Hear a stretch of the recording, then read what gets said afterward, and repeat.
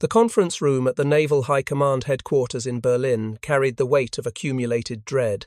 It was the morning of January 6, 1943, and Grand Admiral Erich Raeder sat across from Adolf Hitler, a leather portfolio containing intelligence assessments resting on the polished table between them. The numbers inside told a story that Raeder had been desperately trying to contextualize for months, a story of American shipbuilding capacity that defied every reasonable expectation of industrial warfare. The Americans had launched more vessels in 1941 than Japan had produced during the entire war. By the end of 1943, Allied shipyards would replace every ton of shipping sunk since 1939, and sitting in American shipyards, either completed or under construction, were 4 Iowa-class battleships, each displacing 45,000 tons, carrying 9 16-inch guns, and capable of speeds exceeding 30 knots. These were not the aging dreadnoughts Germany had planned to counter with Plan Z. These were weapons that represented everything Germany's Kriegsmarine could never become: fast, modern, and backed by an industrial base that seemed to operate without constraint. The meeting would not go well. Within weeks, Raeder would resign, replaced by Karl Dönitz, and the German surface fleet, the dream that had consumed decades of planning and enormous resources, would effectively cease to exist as an offensive force. But the true crisis wasn't about personalities or tactical failures. It was about mathematics. It was about the moment when German naval leadership finally had to confront the arithmetic of American industrial capacity and accept what it meant for the war at sea. If you're enjoying this deep dive into the story, hit the subscribe button and let us know in the comments from where in the world you are watching from today. The roots of this reckoning stretched back to 1939, when Germany entered the Second World War with a navy that existed, by Raeder's own admission, at least 5 years too early. Plan Z, Raeder's ambitious program to build a fleet capable of challenging British naval supremacy, called for 10 battleships, 4 aircraft carriers, and numerous cruisers, to be completed by 1944 or 1946. The plan centered on a strategy that combined a powerful home fleet with fast commerce raiders, forcing Britain to disperse its naval resources while German surface ships strangled Allied supply lines. It was elegant in theory, rooted in the strategic thinking developed over 2 decades following the First World War. The pocket battleships Deutschland-class, the battlecruisers Scharnhorst and Gneisenau, and the mighty Bismarck-class battleships represented the vanguard of this vision. The problem was that Plan Z required something Germany never had: time and peace. When Britain and France declared war on September 3, 1939, the Kriegsmarine possessed 2 battleships, Scharnhorst and Gneisenau, 3 pocket battleships, 1 heavy cruiser, Admiral Hipper, and a modest force of 22 destroyers. The Bismarck and Tirpitz were still under construction. Against this force, even a diminished Royal Navy fielded 7 battleships, 2 battlecruisers, 4 aircraft carriers, 21 cruisers, more than 50 destroyers, and 20 submarines. The disparity was stark, but Raeder believed the qualitative superiority of German ships, faster, more heavily armed, fitted with the latest technology, could compensate through strategic employment rather than direct confrontation. For a brief period, this approach showed promise. The pocket battleship Admiral Graf Spee ranged across the South Atlantic in autumn 1939, sinking 9 merchant ships before being cornered and scuttled off Montevideo in December. Admiral Scheer conducted a successful commerce raiding cruise from October 1940 to April 1941, sinking 17 ships, totaling 99,000 tons. In May 1941, Bismarck broke out into the Atlantic, sinking the battlecruiser HMS Hood in a spectacular engagement that shocked Britain. But Bismarck herself was hunted down and destroyed 3 days later, and the loss of Germany's most powerful battleship marked a turning point in Raeder's surface strategy. The sinking of Bismarck crystallized a brutal reality for German naval planners. Surface ships, no matter how powerful or well-designed, could not operate freely when the enemy possessed overwhelming numbers, comprehensive radar coverage, and air superiority. The Royal Navy had mobilized virtually every available capital ship to hunt Bismarck, demonstrating a level of operational commitment Germany could never match. When Prinz Eugen, which had accompanied Bismarck, returned to port with mechanical problems, it became clear that even successful breakout operations faced insurmountable challenges. German surface ships required extensive logistical support, consumed enormous quantities of fuel, and remained vulnerable to torpedo attacks from aircraft, a threat that had destroyed Bismarck despite her massive armor protection. By 1942, the strategic situation had evolved in ways Plan Z's architects never anticipated. The entry of the United States into the war in December 1941 transformed the naval balance from one Germany might contest to one it could never hope to match. American industrial capacity, already mobilized through Lend-Lease programs supporting Britain, now turned its full attention to naval construction. The numbers emerging from American shipyards began to appear in German intelligence assessments, and they defied belief. In 1941 alone, American yards launched battleships, carriers, cruisers, and destroyers at a pace Germany had never approached, even in peacetime. The First Vincent Act of 1938, the Second Vincent Act of 1939, and the Two-Ocean Navy Act of 1940 had authorized a staggering expansion of American naval power, and the ships authorized under those acts were now entering service. The intelligence, reaching Radar's desk through 1942, documented an acceleration that seemed almost impossible. American shipyards were not just building Liberty ships, the emergency merchant vessels designed for rapid mass production, but sophisticated warships on assembly lines that operated around the clock. An Essex-class carrier, displacing 27,000 tons and requiring complex systems integration, could be completed in 18 to 20 months, from keel laying to commissioning. The fastest construction saw completion in just 15 months. Destroyer production ran on similar timelines, with shipyards turning out Gearing-class and Fletcher-class destroyers faster than Germany could deploy effective countermeasures. But it was the battleship program that truly revealed the depth of American industrial commitment. The 4 Iowa-class battleships, Iowa, New Jersey, Missouri, and Wisconsin, represented the pinnacle of conventional naval architecture. Iowa had been laid down on June 27, 1940, launched August 27, 1942, and commissioned February 22, 1943. New Jersey followed, commissioned May 23, 1943. Missouri and Wisconsin would join the fleet in 1944. Each carried 9 16-inch Mark 7 guns, capable of firing 2,700-pound armor-piercing shells to ranges exceeding 20 nautical miles. Their secondary armament consisted of 25-inch 38-caliber guns, and they bristled with anti-aircraft weaponry, initially 20 quadruple Bofors 40mm mounts. The Iowa-class specifications revealed design priorities that differed fundamentally from German thinking. While German capital ships like Bismarck and Tirpitz prioritized protection and firepower at the expense of speed, the Iowas achieved a remarkable balance. Sufficient armor to resist 8-inch cruiser shells while maintaining speeds exceeding 33 knots, fast enough to escort American fast carriers operating in the Pacific. The beam was carefully limited to 108 feet 2 inches to allow passage through the Panama Canal, a strategic consideration that highlighted integrated American planning across both Atlantic and Pacific theaters. And critically, the Iowas incorporated advanced fire control radar systems that allowed engagement at ranges and under conditions where optical sights proved useless. The German Naval Staff's assessment of the Iowa class revealed uncomfortable truths about comparative capabilities. While Bismarck and Tirpitz displaced more approximately 42,000 tons standard, the Iowas matched them in firepower, while significantly exceeding them in speed and operational radius. More troubling was the implication of their construction timeline. 4 of these massive battleships completed in less than 4 years, alongside dozens of carriers, hundreds of destroyers, and thousands of merchant ships, demonstrated industrial capacity Germany could never approach.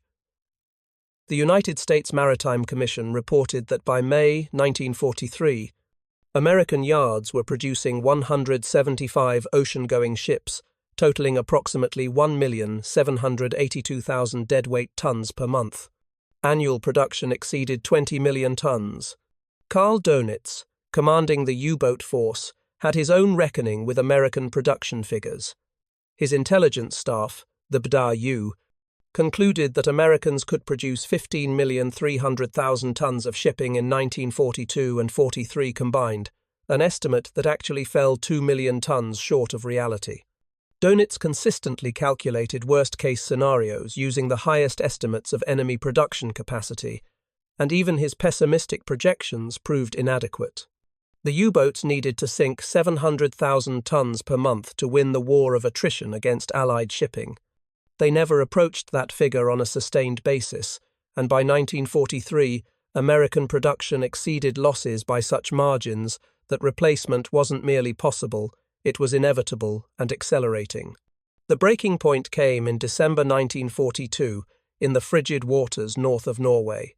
Operation Regenbogen Rainbow deployed the heavy cruiser Admiral Hipper and the pocket battleship Lützow to intercept Arctic convoy JW-51B carrying supplies to the Soviet Union.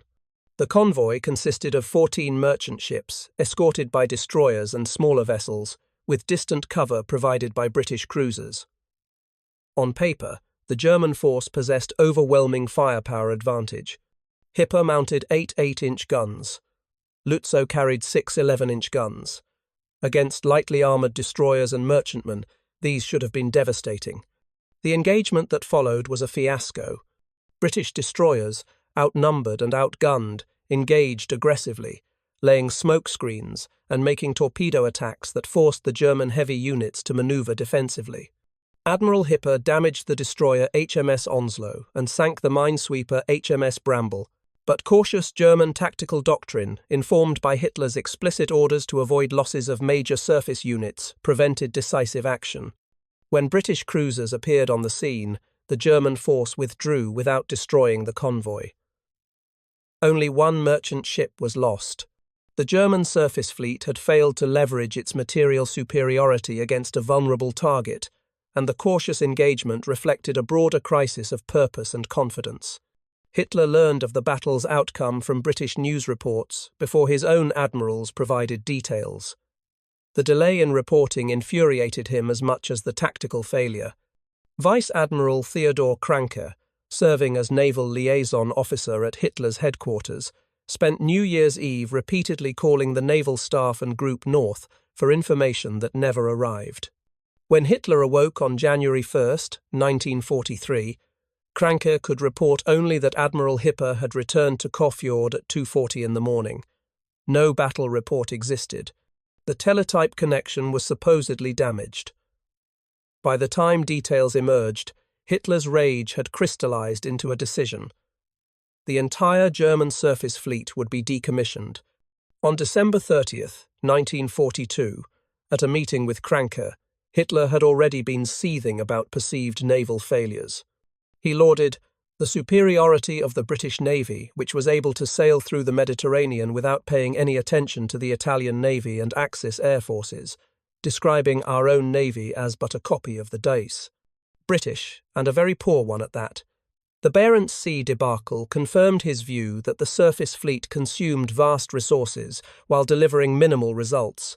He threatened to have all German surface vessels demolished, their guns removed for use in coastal batteries, where they might actually contribute to the war effort. This was the context for Raeder's meeting with Hitler on January 6, 1943. Raeder had spent days preparing a memorandum defending the surface fleet's role, arguing that the mere existence of German capital ships tied down significant British naval resources that would otherwise deploy elsewhere. The fleet in being concept suggested that Tirpitz, sheltered in Norwegian fjords, accomplished strategic objectives simply by existing, forcing the Royal Navy to maintain powerful covering forces in home waters. The memorandum detailed the challenges of naval warfare without air superiority, noting that operations against Arctic convoys required extensive air reconnaissance and fighter cover that the Luftwaffe had failed to provide. But Hitler was beyond persuasion. The surface fleet had become, in his view, a prestige project that consumed resources needed for U-boat production while failing to deliver meaningful results. Raiders' careful arguments about strategic value and operational constraints fell flat against the arithmetic of resource allocation. Why build battleships that remained in port when U-boats were sinking hundreds of thousands of tons of Allied shipping each month? The logic seemed irrefutable, particularly when combined with Hitler's anger over what he perceived as naval timidity and institutional failure. Raeder resigned on January 30th, 1943, accepting the ceremonial position of Admiral Inspector. His replacement was Karl Dönitz, the U-boat commander who had Hitler's complete confidence and who shared none of Raeder's attachment to the surface fleet. Dönitz's promotion reflected a fundamental shift in German naval strategy: abandon the dream of surface fleet operations and commit everything to submarine warfare. It was an acknowledgement that Plan Z had failed, that German heavy units could not operate effectively against modern anti-ship warfare, and that the only naval arm showing any success at all was the U-boat force. But even Dönitz's U-boats faced mathematics they could not overcome. The same American industrial capacity producing Iowa-class battleships was also producing destroyer escorts, escort carriers, long-range patrol aircraft, and sophisticated anti-submarine weapons at rates that transformed the Battle of the Atlantic. In 1943, American shipyards would build more merchant tonnage than U-boats had sunk in the first 4 years of the war combined. The United States built more merchant shipping in the first 4.5 months of 1943, approximately 7,500,000 tons, than Japan put in the water in 7 years. This wasn't just superior production, it was production on a scale that rendered traditional naval warfare arithmetic obsolete. The German admirals had approximately 18 minutes warning before the full weight of American industrial mobilization rendered their strategic calculations meaningless, not from 11 Iowa-class battleships firing in a bevelatoted, single engagement, but from the inexorable tide of American ship production that made every loss replaceable and every German victory temporary. The 11 Iowa-class battleships suggested by the title never existed. Only 4 were completed during the war, but the metaphorical truth was more devastating than any literal bombardment could have been. By 1943, Germany's naval leadership understood they were facing not just a superior fleet, but an industrial system that could outbuild, outproduce, and outlast anything the Reich could mobilize. The disparity in shipbuilding capacity between Germany and the United States represented more than a statistical advantage. It reflected fundamentally different approaches to industrial mobilization and naval strategy. When the United States Maritime Commission compiled construction figures in 1943, the numbers revealed a transformation of American industry that German planners had considered impossible. Ships were being built at a rate exceeding 20 million tons annually, nearly a 4-to-1 ratio against even the most optimistic German estimates of Allied shipping losses to U-boats.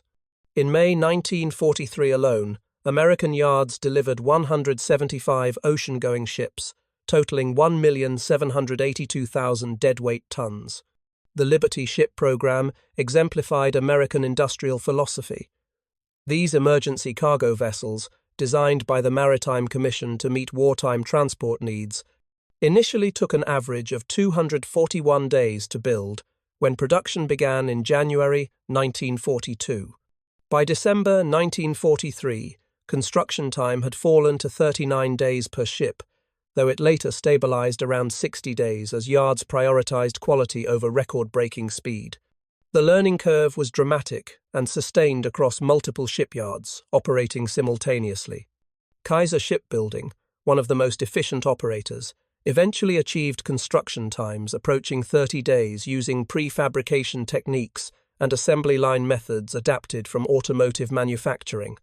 But Liberty ships represented only the most visible element of American merchant production. The Maritime Commission also authorized construction of faster Victory ships capable of 15 to 18 knots compared to Liberty ships' 11 knots, specifically designed for post-war commercial viability. Between 400 and 500 Victory ships were planned for 1944 production. Tankers built to wartime standards met peacetime operational requirements and could be profitably operated under normal trading conditions. The diversity of merchant construction reflected strategic thinking, that extended beyond immediate wartime needs to consider post-war commercial competition and long-term fleet sustainability. The naval construction program operated on similar principles of mass production, combined with continuous improvement. Essex-class fleet carriers, displacing 27,000 tons and carrying air wings of 80 to 90 aircraft, entered service at a pace that shocked Japanese naval planners. 5 Essex-class carriers had been laid down by Pearl Harbor, though 2 only the week before the attack. By VJ Day, 17 had been completed, with 14 seeing combat action. The average build time across the class during wartime was 18 to 20 months, with the fastest construction achieving completion in 15 months.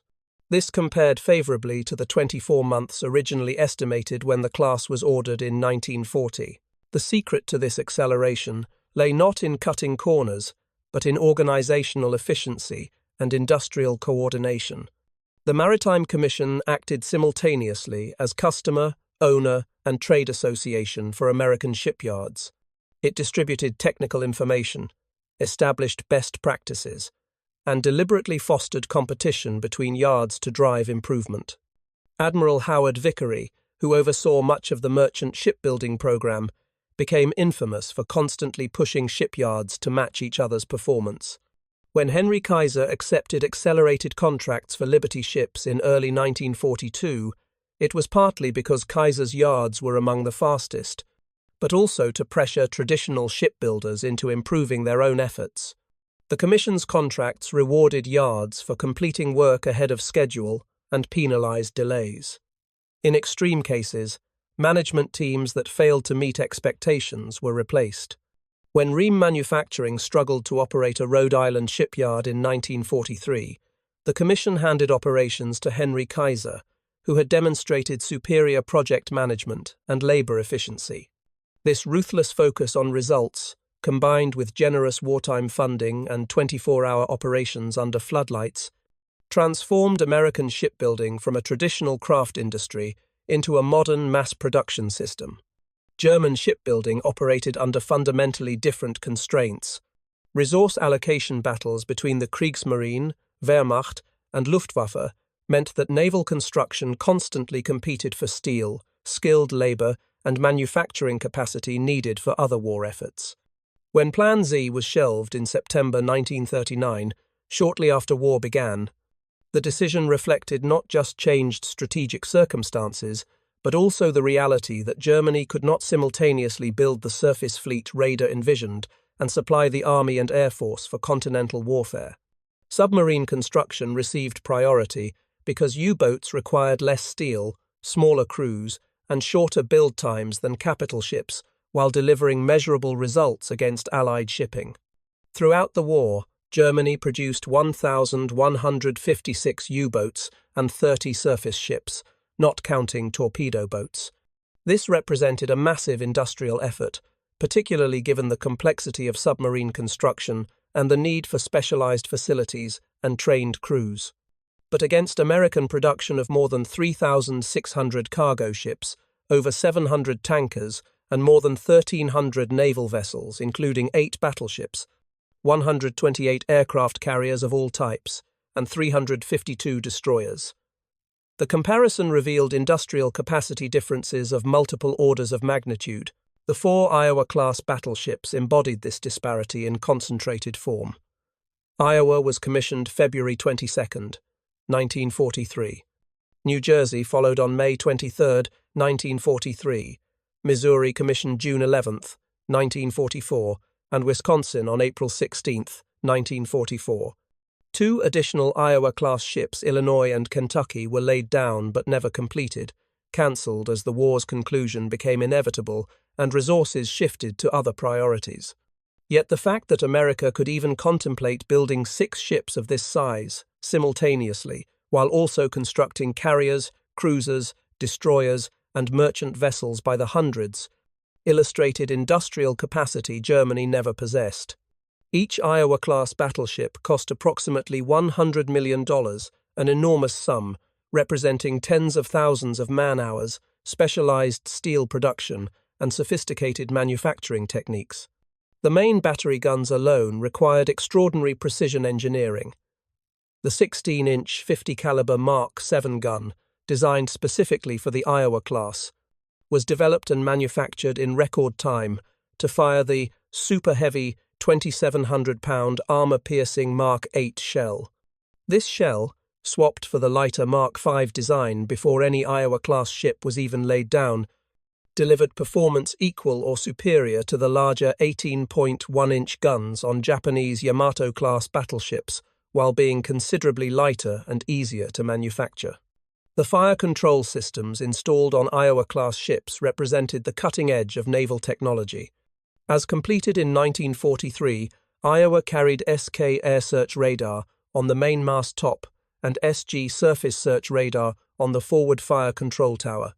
The Mark III, Mark 8, and Mark IV fire control radars provided targeting information that allowed engagement of surface targets beyond visual range and anti-aircraft fire against high-speed aerial threats. By 1945, modifications added SC-2, SK-2, SP, and SU radars, along with Mark 13 and Mark 12.2, two fire control systems, and TDY electronic countermeasures equipment.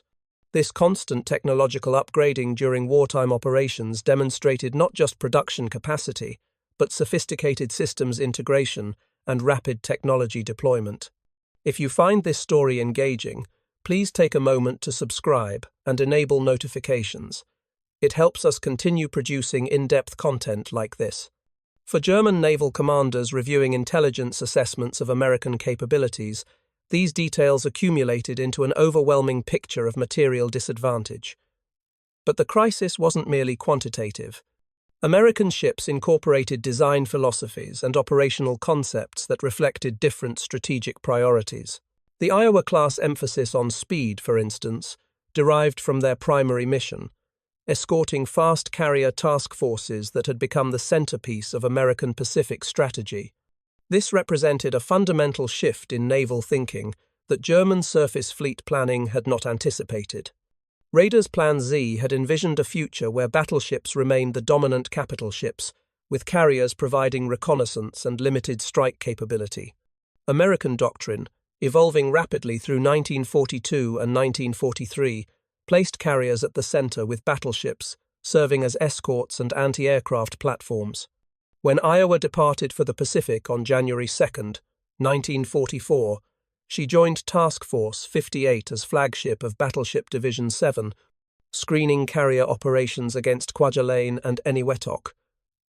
Her 9 16-inch guns would engage surface targets opportunistically, but her primary value lay in providing anti-aircraft firepower and serving as a heavily armored command platform for task force coordination.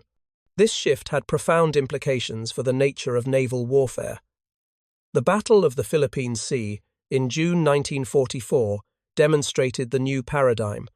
American carrier aircraft engaged Japanese forces at ranges where surface ships never made visual contact. The Great Marianas Turkey Shoot saw American fighters destroy hundreds of Japanese aircraft while suffering minimal losses. Battleships participated by screening carriers and engaging aircraft that penetrated the defensive perimeter, but the decisive action occurred in the air at ranges measured in hundreds of miles. Similarly, the Battle of Leyte Gulf in October 1944 saw carrier aircraft sink multiple Japanese capital ships before surface forces engaged.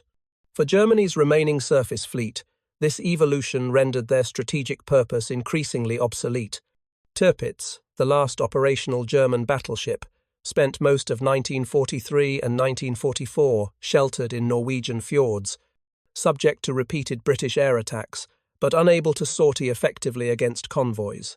The only time Tirpitz fired her main guns against enemy targets was a shore bombardment of a British weather station on Spitsbergen in September 1943, a minor operation against an undefended installation. Fuel shortages prevented further sorties, and the ship remained anchored under heavy anti-aircraft and anti-torpedo defences, while consuming resources that might have been deployed elsewhere. The Royal Navy's obsession with destroying Tirpitz demonstrated the fleet in being concept's residual value. Multiple attacks using midget submarines, conventional torpedo bombers, and heavy bombers, attempted to eliminate the threat Tirpitz represented simply by existing. In April 1944, Fairey Barracuda bombers struck Tirpitz, causing casualties and damage to superstructure. Through summer and fall 1944, additional attacks continued.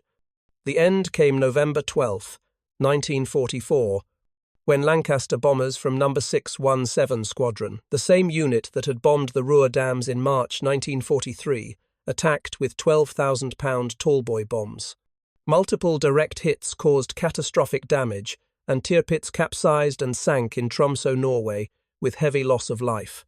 With Tirpitz's destruction, the last vestige of Radar's surface fleet strategy disappeared.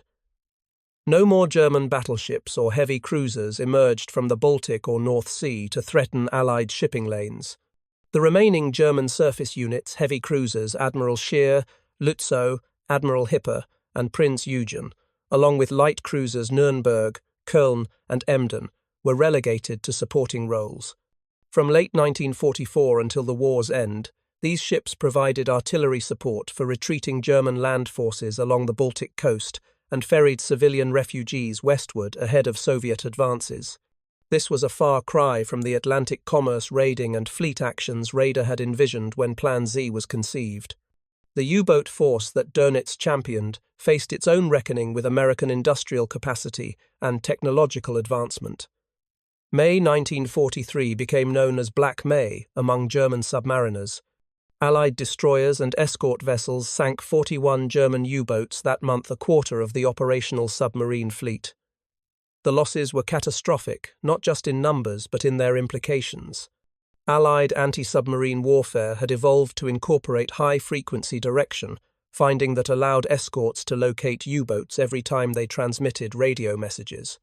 Improved radar allowed aircraft to detect surfaced submarines at night or in fog, conditions that had previously provided cover. Escort carriers brought air power directly to convoy routes, closing the mid-Atlantic air gap that had been U-boats' last relatively safe operating area. The human cost of Black May struck Dönitz personally. On May 19, 1943, his younger son Peter was killed when U-954 was sunk in the North Atlantic with all hands. Peter had been serving as officer of the watch. The loss devastated Dönitz, but he continued to order submarines into increasingly lethal combat conditions, arguing that U-boat operations relieved pressure on other branches of the Wehrmacht even as effectiveness declined. A second blow came May 13, 1944, when Dönitz's eldest son Klaus died aboard torpedo boat S-141 off the English coast. Both sons had died in service to a naval war that was, by then, clearly lost. The arithmetic of the Battle of the Atlantic told the story. U-boats sank 2,779 ships, totaling 14.1 million tons, 70% of all Allied shipping losses in all theatres of the war. The most successful year was 1942, when more than 6 million tons of shipping were sunk in the Atlantic. But American and British shipyards had replaced these losses by autumn 1943, and production continued to accelerate. Dönitz had calculated that sinking 700,000 tons of shipping monthly would win the war of attrition. U-boats achieved this rate in only a handful of months during 1942's second happy time, when American coastal defenses were still unprepared for submarine warfare. Once convoy systems were established and anti-submarine forces deployed in strength, sinking rates fell while U-boat losses increased. By 1944, American quantitative advantage made the Japanese and, by extension, the German naval position hopeless. The United States built more aircraft in 1944 alone than Japan produced from 1939 to 1945. America's annual aircraft production exceeded 300,000 planes during the war, with 47,000 of these being multi-engine bombers. Germany, despite sophisticated designs and skilled engineers, could not match this output. The Luftwaffe's inability to provide effective reconnaissance and fighter cover for Kriegsmarine surface operations stemmed partly from this production disparity. Aircraft were needed everywhere, and naval support competed with continental air defense, ground attack missions, and strategic bombing campaigns.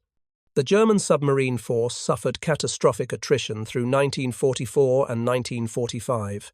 Of the 1,156 U-boats produced during the war, 648 were lost.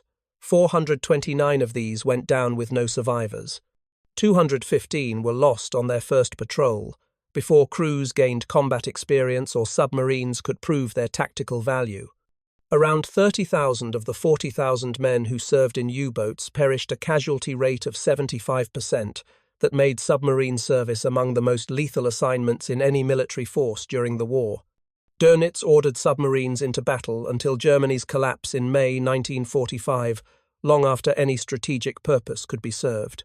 His justification that U-boat operations tied down Allied resources and diverted attention from other fronts had merit only if one ignored the resources Germany itself was consuming to maintain submarine operations. The Type 21 submarine, an advanced design with improved underwater speed and endurance, began production in 1944. By war's end, Germany was producing 42 of these boats monthly, working closely with Albert Speer, Minister of Armaments and War Production. But they arrived too late to affect the war's outcome, and most never completed operational patrols. The comparison with surface fleet resource allocation was stark. The two Scharnhorst-class battleships cost close to 150 million Reichsmarks each. The two Bismarck-class ships cost nearly 250 million Reichsmarks each. For the price of these four battleships, Germany could have built more than 100 additional Type 7 U-boats, the workhorse submarine that conducted most Atlantic operations. Whether this alternative allocation would have changed the war's outcome is debatable, given Allied countermeasures and industrial capacity. But it highlights the strategic choices Raeder faced and the institutional preferences that favored prestigious surface ships over unglamorous submarines. The surface raiders that Raeder had championed achieved modest results given their enormous cost. Altogether, German surface combatants, pocket battleships, heavy cruisers, battleships, and battlecruisers sank approximately 800,000 tons of Allied shipping. This compared to the 14.1 million tons sunk by U-boats. Considering the expense of building and operating surface ships, the number of men required for their crews, and their vulnerability to air and submarine attack, the return on investment was disappointing. Admiral Graf Spey's commerce-raiding crews sank 9 ships before being scuttled. Admiral Scheer's successful crews accounted for 17 ships. But neither approached the productivity of successful U-boat captains, and surface ships tied up resources that might have been deployed more effectively elsewhere. The German naval leadership's fundamental miscalculation involved assumptions about enemy response and relative production capacity. Plan Z assumed a longer preparation period before war began, allowing German industry to complete major ships before hostilities commenced. It assumed Britain would be isolated, unable to rely on American industrial support. It assumed that surface commerce raiding could interdict British supply lines effectively enough to force negotiation or surrender. And it assumed that German qualitative advantages in ship design, crew training, and tactical doctrine could compensate for quantitative inferiority. Every assumption proved wrong. War came in September 1939, when German naval construction was incomplete. Britain received massive American support even before the United States formally entered the war, through Lend-Lease programs and material aid.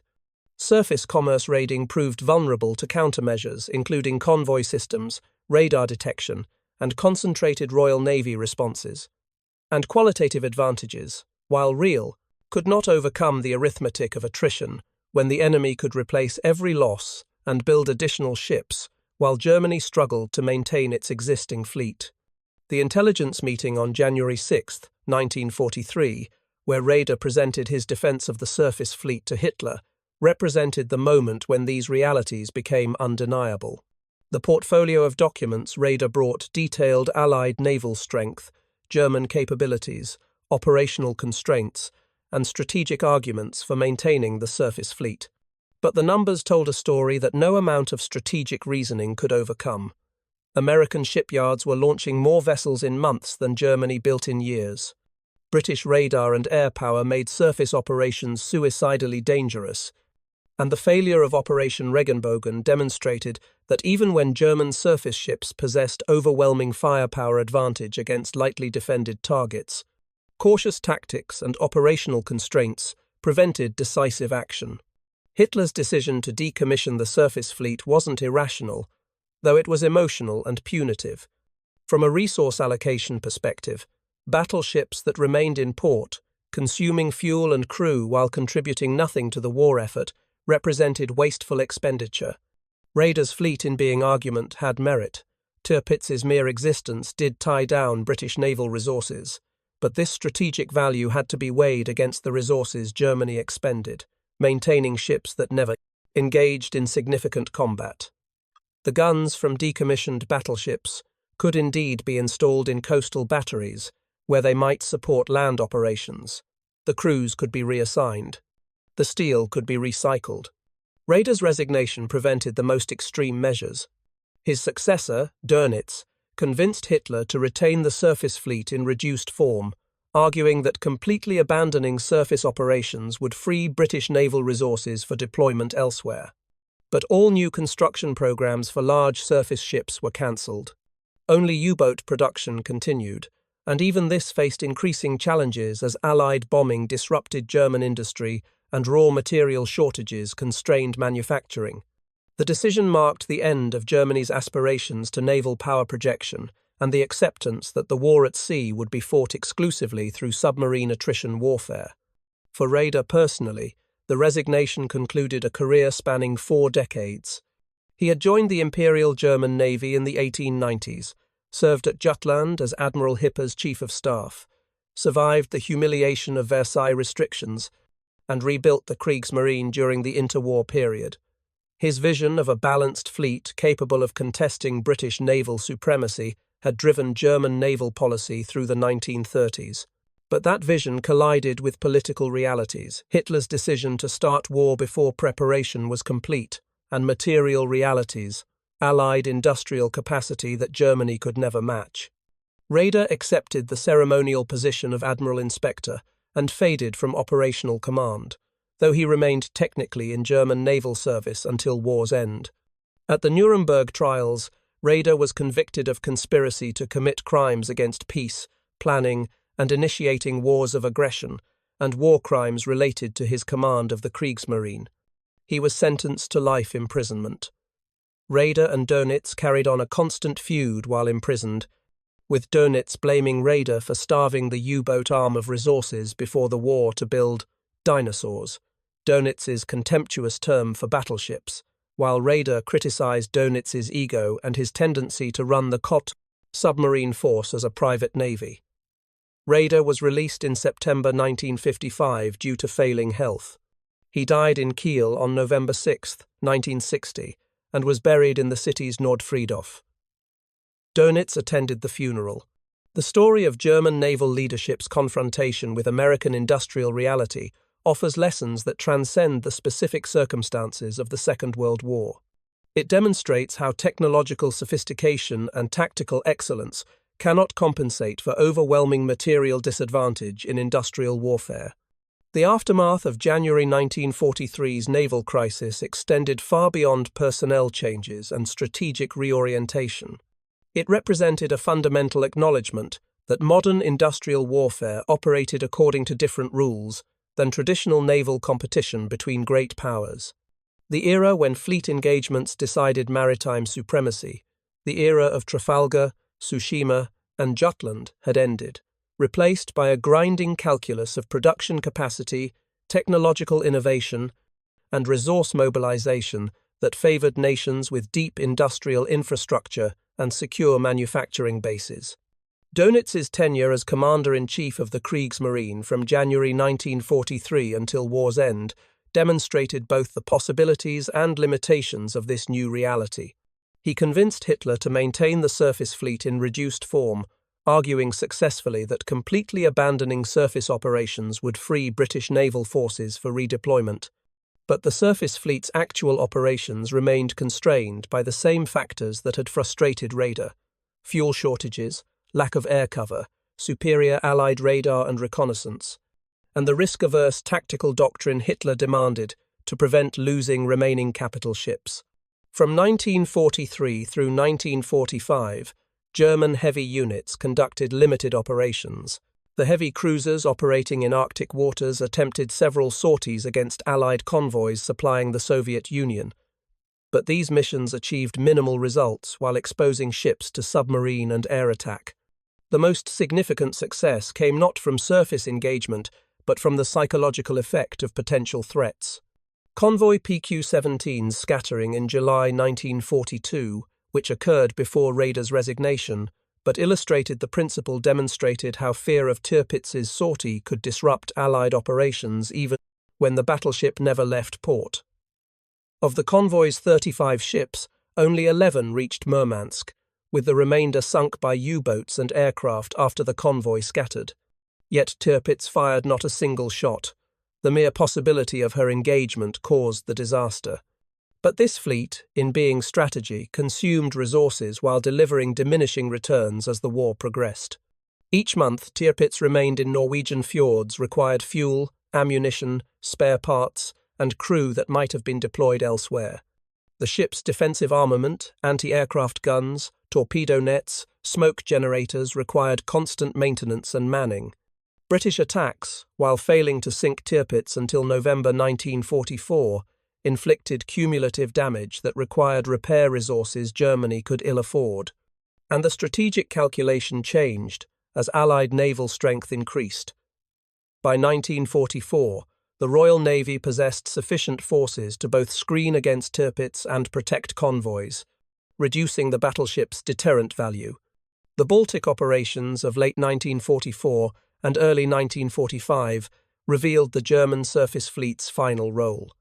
As Soviet forces advanced through East Prussia and Pomerania, German naval units conducted Operation Hannibal, the evacuation of military personnel and civilian refugees from Courland, Danzig, West Prussia, and East Prussia. Heavy cruisers, Admiral Scheer, Lützow, Admiral Hipper, and Prinz Eugen, along with light cruisers and smaller vessels, provided artillery support for retreating German land forces and transported an estimated 2 million people westward. This humanitarian and military mission, while critical, represented a far cry from the Atlantic commerce raiding and fleet actions these ships had been designed to perform.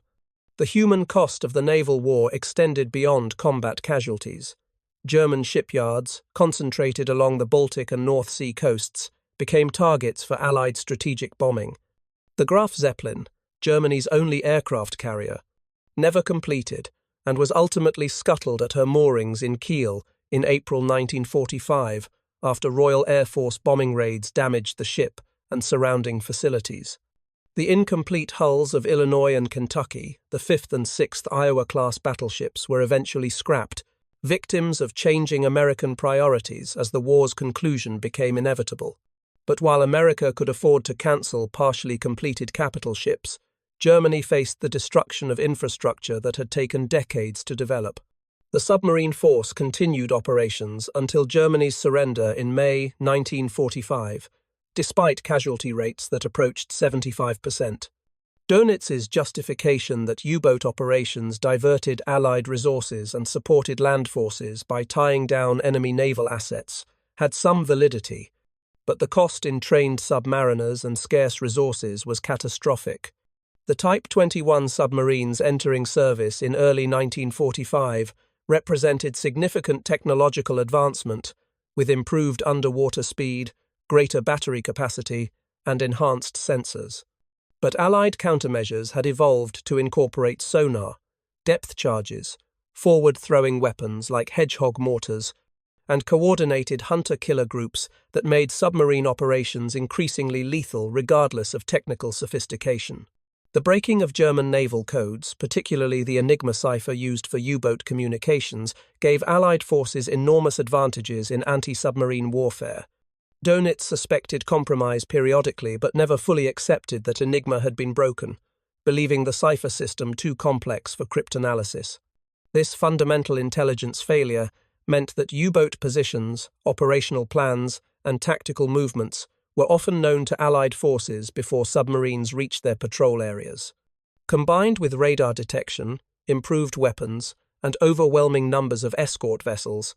This intelligence advantage transformed the Battle of the Atlantic from a competitive struggle into a systematic campaign of attrition that Germany had no hope of winning. The 4 Iowa-class battleships that had been completed by mid-1944 spent the war's final year demonstrating American naval supremacy in the Pacific.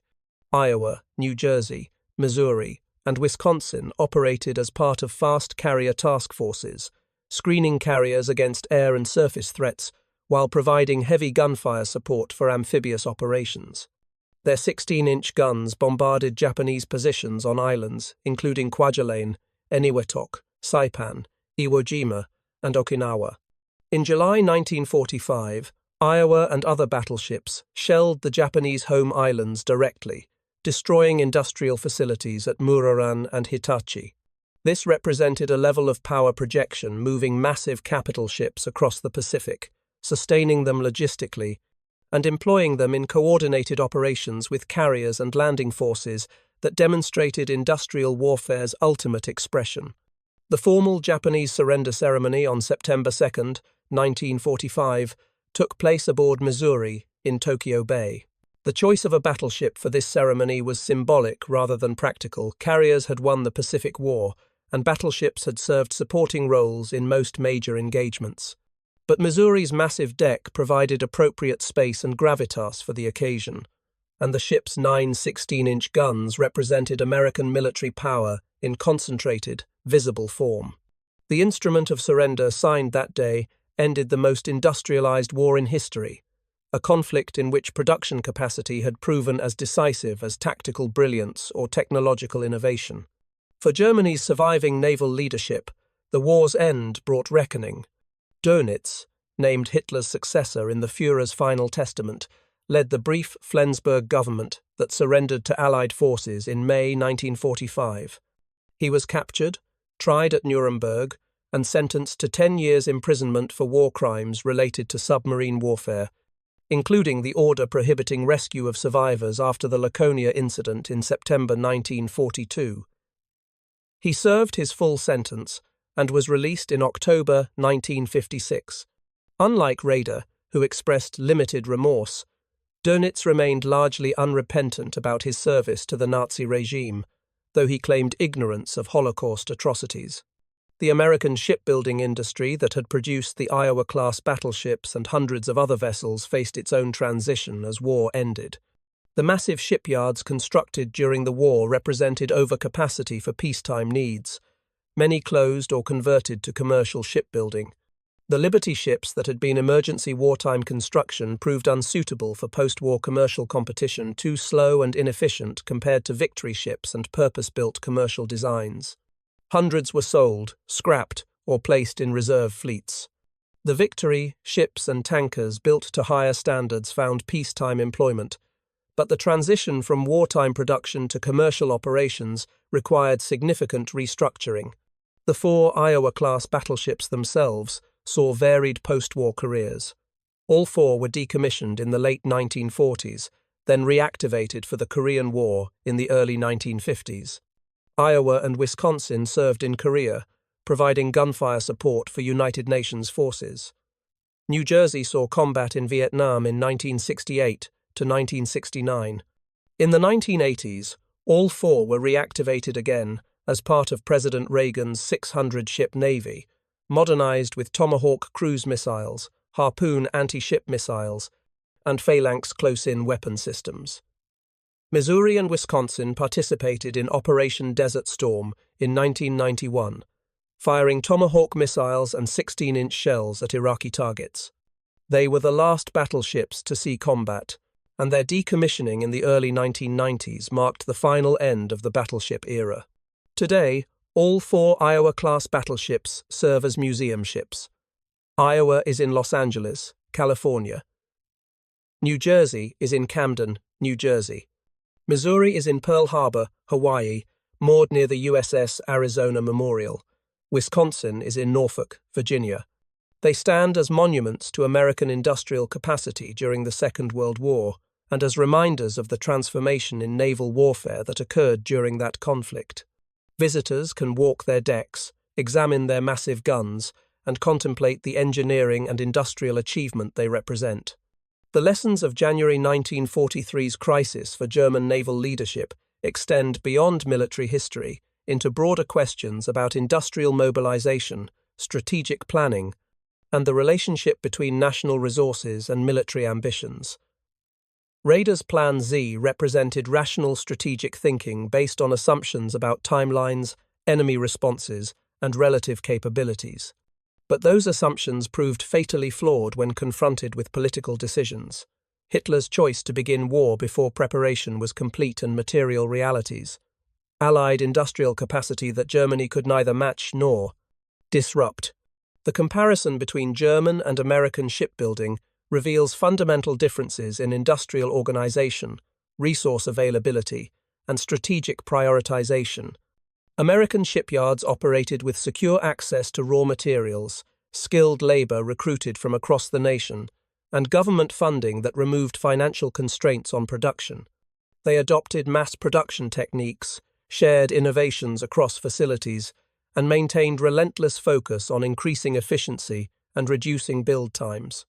The Maritime Commission's role as coordinator, customer, and enforcer ensured that individual yard performance contributed to systematic improvement across the entire shipbuilding industry.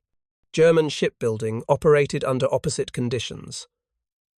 Resource competition between military branches meant constant battles over steel, copper, skilled workers, and industrial capacity.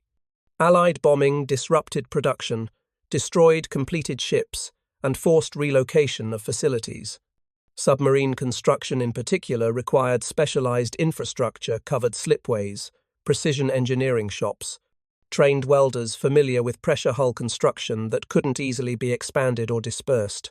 And the fundamental strategic choice to prioritize land warfare over naval construction meant that shipbuilding received lower priority than tank production, aircraft manufacturing, or ammunition production for land forces.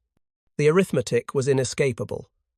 Germany produced 30 surface ships during the entire war, battleships, cruisers, and major combatants compared to America's 1,300 naval vessels, including 8 battleships, 128 aircraft carriers, and 352 destroyers. Germany built 1,156 submarines. America built 150 submarines, while also producing thousands of merchant ships, tankers, and landing craft. The disparity wasn't merely quantitative, but reflected different levels of industrial development, different strategic priorities, and different capacities for sustained mobilization. The technological dimension added another layer of disadvantage.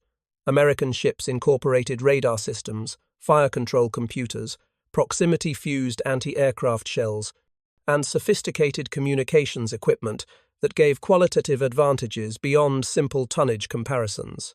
The Iowa-class fire control systems allowed engagement of targets beyond visual range under conditions where optical sights were useless at night, in bad weather, or against distant targets. Proximity fuses reduced by 5 to 10 times the amount of anti-aircraft ammunition needed to shoot down aircraft. Escort carriers brought air power directly to convoy routes, closing the mid-Atlantic air gap that had been U-boats' relatively safe operating area. German technological responses improved submarines, better torpedoes. Enhanced sensors came too late or in too small quantities to affect outcomes. The Type 21 submarine represented genuine innovation, but only a handful completed operational patrols before Germany surrendered. The Walter boat design, capable of 20 knots underwater compared to 7 or 8 knots for conventional submarines, remained experimental. Acoustic torpedoes designed to home on ship propeller noise achieved some success, but were countered by towed noisemakers that decoyed torpedoes away from actual ships. And fundamentally, technological sophistication couldn't overcome the arithmetic of attrition when the enemy could afford to lose ships and still maintain overwhelming force superiority. The personal toll on German naval leadership reflected the broader tragedy of the war. Raeder, who had dedicated his career to rebuilding German naval power, watched his vision collapse under the weight of strategic miscalculation and material disadvantage. He spent a decade in prison after Nuremberg, released only when age and illness made continued incarceration pointless. Dönitz lost both his sons to naval warfare. Peter in May 1943 aboard U-954. Klaus in May 1944 aboard torpedo boat S-141, yet continued ordering men into combat long after any strategic purpose could be served. He served his sentence without expressing significant remorse, maintaining until his death in December 1980 that he had served Germany honorably within the constraints of military necessity. The 30,000 submariners who died represented Germany's finest naval personnel volunteers who underwent rigorous selection, extensive training, and demonstrated courage in facing horrific combat conditions. Submarine warfare involved long periods of tension, punctuated by moments of terror, depth charge attacks that could crush pressure hulls, air attacks that caught submarines on the surface, torpedo failures that left boats exposed after ineffective attacks. The 75% casualty rate among U-boat crews exceeded that of any other German military service, yet volunteers continued coming forward until war's end, motivated by propaganda, comradeship, belief in the cause, or simple fatalism about their chances of surviving the war regardless of service branch. The strategic implications of Germany's naval failure extended beyond the immediate war. The Battle of the Atlantic, while eventually won by the Allies, consumed enormous resources that might have been deployed elsewhere. Escort vessels, long-range patrol aircraft, convoy organization, and submarine hunting groups diverted military assets from offensive operations. Had Germany possessed greater submarine forces earlier, or had American industrial response been slower, the war's timeline might have extended significantly. But the fundamental trajectory, Allied industrial superiority overwhelming Axis forces through sustained production and technological innovation, would likely have remained unchanged, absent some revolutionary technological breakthrough or political collapse. The counterfactual question of what might have happened had Germany prioritized submarine construction from the war's beginning admits no definitive answer.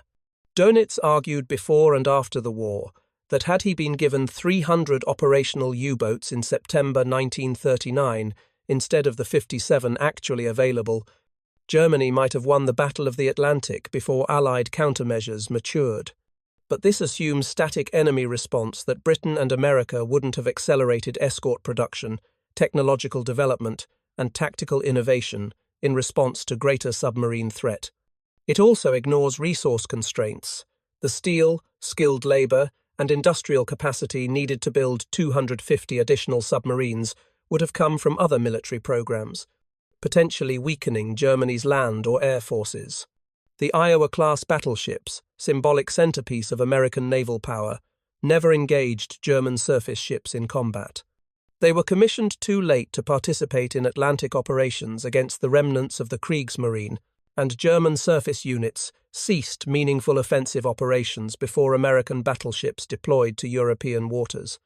But their mere existence, 4 massive, modern, powerful battleships, completed in approximately 3 years, backed by industrial capacity that could produce thousands of other vessels, simultaneously represented everything Germany's naval leadership feared and could never match. The metaphorical 18 minutes, suggested by the title, gains meaning when understood not as literal warning time before bombardment, but as the brief period when German admirals still believed they might contest Allied naval supremacy before confronting the full reality of American industrial mobilization. By January 1943, that illusion was unsustainable.